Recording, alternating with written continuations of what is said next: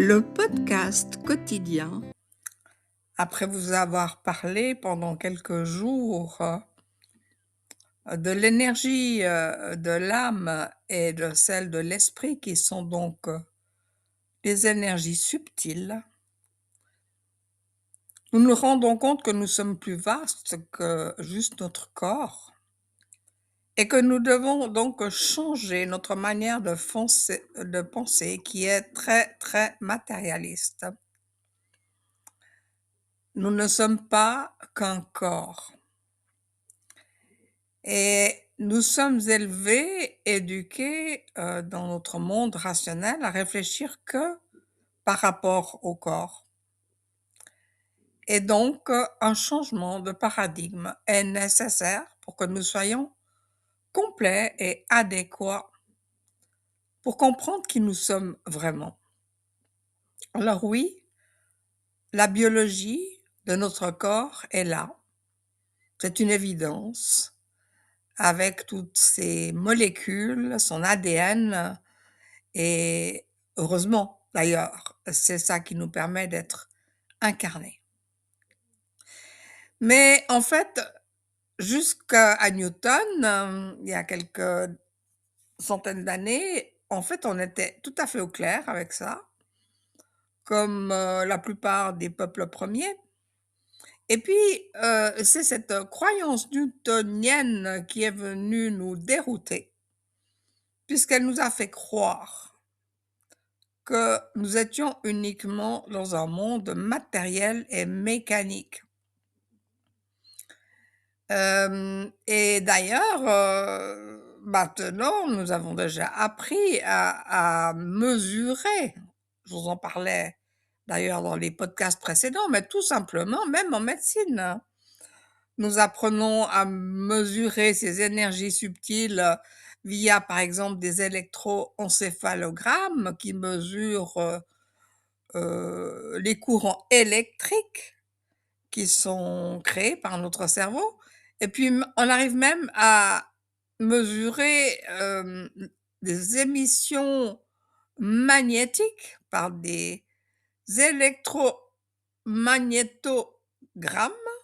Voilà, donc en fait, nous avons les moyens et pourtant nous restons bloqués dans cette pensée que c'est le corps qui est l'acteur principal. Donc avec ces nouvelles façons de voir et même de mesurer les énergies, eh bien, nous voyons bien qu'il y a des énergies qui sont autour de notre tête ou même de notre corps et pas dans notre tête et pas dans notre corps, qui créent des champs énergétiques vibratoires, vibratoires. Et donc cela nous permet, de penser, le concept de l'univers, qui est en fait une unité et que Newton malheureusement était venu amener une idée de séparation entre le micromonde, le macromonde et on pouvait les comprendre, mais c'était globalement faux, puis par omission de tout ce qui n'était pas dit. C'était donc, une manière, réductionniste de considérer l'être humain juste étant le résultat d'une matière. Et puis là, maintenant, bah, la physique quantique nous en démontre complètement le contraire.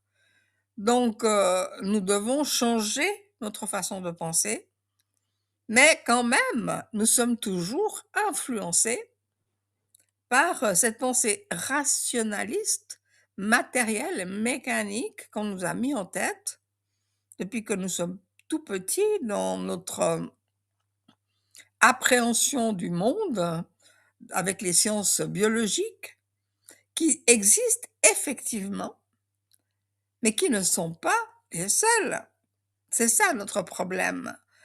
C'est vrai que lorsque on entre dans le corps, on essaye de faire des dosages, ben, nous allons doser des molécules dans notre corps et nous avons l'impression que c'est ça. qui fait fonctionner. Mais nous pouvons avoir ces mêmes molécules dans un corps, qui est mort, avant qu'il se détériore bien sûr, mais et malgré la présence de ces molécules, eh bien nous voyons bien que c'est pas tout, c'est une partie. C'est bien pour ça que mon PDF s'intitule, «Le corps, l'âme et l'esprit» et tutti quanti, c'est-à-dire tout ce qui est non matériel, quantique et que nous avons tendance à ignorer. Nous avons en fait, du coup, une représentation complètement fausse de ce que nous sommes et justement de toutes nos parties subtiles. C'est comme si prenons l'exemple, d'une piscine et puis vous lancez 2 balles de tennis dans la piscine, n'importe où et vous pensez que inévitablement, elles vont s'attirer l'une l'autre et puis qu'elles vont en faire, quelque chose ensemble. Mais en fait, ça se produit pas. Vos balles de tennis, elles peuvent rester des années l'une d'un côté, l'autre de l'autre, éventuellement, de temps en temps, elles se touchent et puis elles se reperdent. En fait, ça se produit pas, parce que c'est pas comme ça que ça se passe et donc vous imaginez les milliards de milliards de molécules que nous avons dans notre corps et nous pensons qu'ils vont tous interagir de manière intelligente, par la force des choses. C'est en fait une, image utopique et nous voyons bien que c'est presque de l'ordre de la pensée magique. Alors, il est nécessaire de comprendre que tout ça est d'ordre vibratoire et que c'est donc les champs électromagnétiques corporels qui permettent à toutes ces molécules de s'unifier, de se connecter et de fonctionner ensemble en ce qui concerne le corps. Mais ça va plus loin parce qu'il y a vraiment un champ de conscience,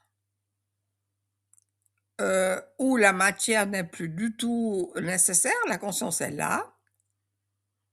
C'est celle qui réfléchit par exemple, et qui vous permet en fait de savoir qui vous êtes. Eh bien cette conscience, elle n'est pas dans le cerveau, elle est autour. C'est ce que beaucoup de nouveaux scientifiques nous démontrent maintenant. Nous sommes une seule personne avec ce que nous avons dans notre corps et autour de notre corps. Et c'est notre conscience personnelle, personnifiée, qui fait partie de la grande conscience universelle qui nous permet de le savoir. Et là où c'est particulièrement évident, c'est dans les expériences de mort imminente. Je pense que vous en avez tous un peu entendu parler, mais j'y consacrerai quelques podcasts, une fois ou l'autre, parce que c'est très intéressant ce que ça nous amène comme information et où on voit, que nous existons en dehors de la connexion du corps et surtout du cerveau. Parce que parfois le cerveau est complètement éteint, soit parce qu'il y a un moment de mort, soit parce qu'il est, débranché, de manière, heu, pour pour une anesthésie par exemple. On voit que les EEG ne fonctionnent pas pendant quelque temps et que les personnes, vivent, leur histoire de manière, complètement consciente et arrivent même ensuite à nous en raconter l'histoire. Donc c'est juste complètement exceptionnel, complètement extraordinaire. Donc, nous sommes plus qu'un corps, c'est ça que je voulais vous dire, dans ce podcast. Arrêtez de réfléchir de manière matérielle, et téléchargez mon PDF qui s'appelle «Le corps, l'âme et l'esprit et tutti quanti», où on voit que le corps est effectivement une réalité, mais il n'en est qu'une parmi les autres et que nous sommes beaucoup plus vastes que juste le corps et que chaque fois que nous réfléchissons que avec le corps, c'est comme si nous voulions dire que l'iceberg est juste ce qui dépasse du niveau de l'eau et nous comprenons tout de suite à quel point c'est inadéquat. Donc nous sommes un tout relié à tout avec une conscience personnelle dont une partie est une conscience du corps qui se manifeste par la mémoire du corps, une partie est une conscience mémorielle de toutes nos histoires, et une partie est une conscience peut-être transgénérationnelle ou même karmique, et nous sommes en connexion avec tout le monde de la conscience universelle. Universelle, donc il y a bien ce mot « uni ». Donc il faut que nous changeons, de paradigme, parce que le paradigme matérialiste, là maintenant, il a montré ses limites. Il a peut-être été nécessaire de le traverser pour pouvoir, comprendre certains processus physiologiques, sortir, de la pensée magique, et cetera. Mais là, nous voyons, c'est démontré, que nous sommes beaucoup plus vastes et que tant que nous restons dans cette idée matérialiste, nous sommes à côté du problème. Voilà, donc les amis, je vous propose de télécharger le document dont je vous mets avec lequel je vous mets en lien, intitulé Le corps, l'âme, l'esprit et tutti quanti, et vous y retrouvez toutes les informations de ces derniers podcasts depuis plusieurs jours. À tout bientôt les amis. Bye bye. Si ce podcast vous intéresse, pensez à vous abonner de manière à être averti chaque jour au moment de sa publication. Pensez aussi à le partager avec vos amis qui pourraient être intéressés par ces divers sujets. Et prenez du temps pour vous chaque jour, quelques secondes, pour vous faire du bien, pour vous mettre dans une belle énergie de gratitude. Et surtout, merci de liker.